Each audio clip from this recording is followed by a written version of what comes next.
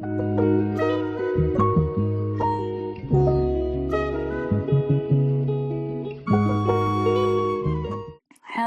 lovely people. If you're in the early stages of your marriage, or maybe you're trying to build a financial rhythm as a couple, and you've ever looked at your bank account and thought, are we even doing this right? This video is for you. Yeah, if you ask 5 couples closest to you right now how they started their conversation about money, they're probably gonna stare at each other first, right?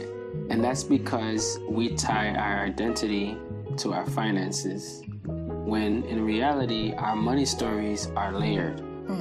And now coming together as a couple, your money stories are merging.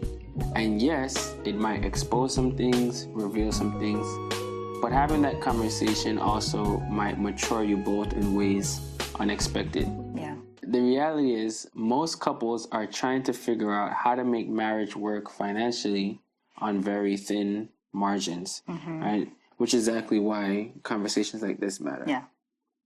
So in our previous video, we talked about the difference between saving and investing.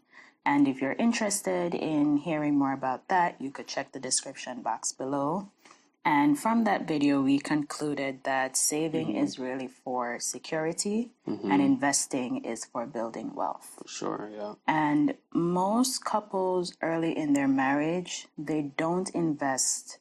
And it's not because they don't care. It's not because they don't want to. It's really because they don't want to make a mistake. We were like that when we first got married. And especially as it pertains to people who get married younger, say before the age of 30, financial insecurity is a real thing. Sometimes you're coming into the marriage with debt from undergrad or debt from college, student loans. You're coming into the marriage with bad credit card debt, and now you have a low credit score. It could be that you have different money mindsets, right? Yeah. And you're at different levels of financial literacy. Maybe one person is a saver, the other spouse is an investor, and now you're trying to reconcile the two different types of money mindsets. It could also be that one person is from a family background where they're more in tune with finances, and so there's some insecurity in the marriage between the two spouses. And sometimes overall, there's just this pressure to get it right instead of getting started. And so now, instead of telling you everything that we know about investing, we're going to just share 3 decisions that we made to get started without any fear. The first decision was to choose simplicity over perfection. Many of you are newlyweds or a couple just getting started with their wealth journey. And we were newlyweds and still learning, navigating different things, merging schedules and so on. And when you're newly married, you might be recovering from the wedding financially. You might be trying to figure out how to close on a home and so on. And so you're just basically spending a lot of cash, right? And so with that, investing becomes deprioritized. So there are so many things to learn and navigate when it comes on to investing. And so we chose to do research to find something that fits our goals, for which finding ways to earn more income passively is essential, right? So that said, our second decision from our research was to invest in REITs. Yes. Right? So investing in REITs, which are real estate investment trusts, allow us to earn monthly paychecks, right? More interestingly, or maybe I should pause right there, monthly paychecks, right? More interestingly, you are potentially investing in all 3 main asset classes, them being real estate without having to find the deals, managing tenants, taking on more debt, making a down payment, right? So you're also really investing in a business by purchasing shares of the company using the stock market, right? So talk about keeping things simple. And so there are different types of REITs. For example, there are those that own physical properties like hospitals, office buildings, warehouses. and there are those that make their money from interest by buying mortgage-backed assets, right? So in a minute, we'll show you one of the REITs that we currently invest in. Yes, so if you're watching this with your spouse, feel free to pause the video here and ask each other, do we feel ready to start? Right. Or do we need to take some time to learn more? There is no pressure to start today. Knowledge in all cases on all fronts should be prioritized. All right, so if you want a fun way to learn more about your spouse's money mindset, we played a fun game, so we want you to check out our shorts, and it's called Crack My Money Code, $1,000 edition.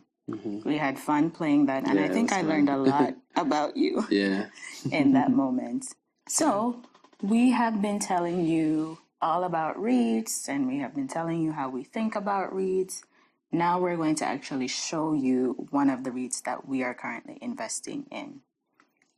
Full disclaimer, we are not financial experts, and we're also not telling you what to buy. We're just showing you what we do.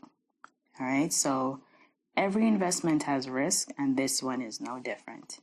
So we're going to look at our phone screen. We are going to be talking about a REIT called Orchid Island Capital, or ORC, or ORC.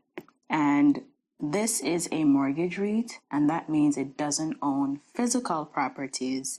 It really makes money by buying bundles of mortgages and earning interest. When interest rates go up, this REIT makes a lot of money, and so do you. When interest rates go down, this REIT makes less money, and potentially so do you. So looking back at our screen, we see below the name of the REIT is the share price, and the share price is how much each share of the REIT costs. What's a share? A share is really just a small piece of ownership in a company. And we own 169 shares. And at the time of this recording, ORC or ORC pays 12 cents per share. And so for next month, we are expecting a payment of $20 for owning this REIT. And as we invest more and more and more, you expect more dividend payout. Now, the last thing I will say that you should consider fractional shares. What is that? Let's say you're looking, as you've done your research, on another REIT, but it's a little bit more expensive than ORC. Let's take O Realty, which I believe is about $56.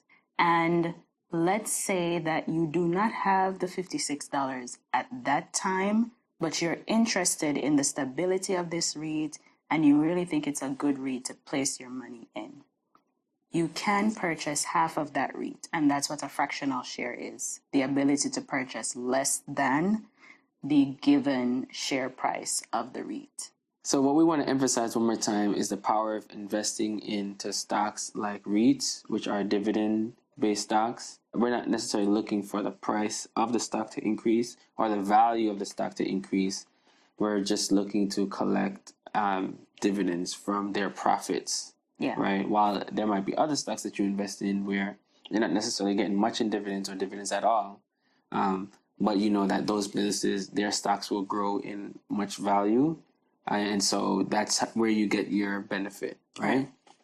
And so dividends, they can pay out monthly or quarterly, and they're very encouraging because you get to kind of immediately see more return than you would expect from your savings account. So with that, our third decision so that we could get started is to choose automation over emotion.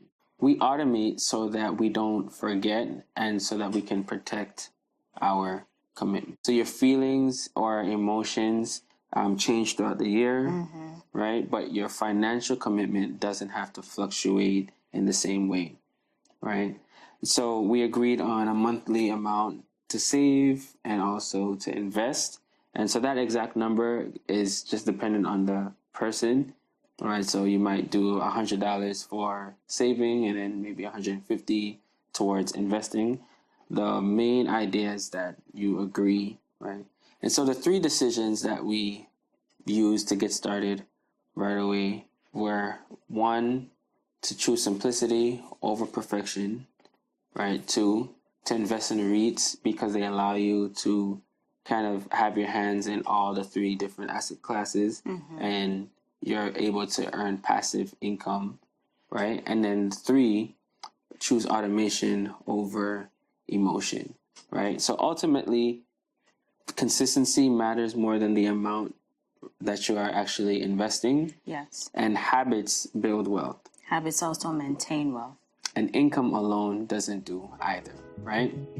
And so if you want help starting these conversations as a couple, comment joint below, and we will send you our couples money conversation checklist.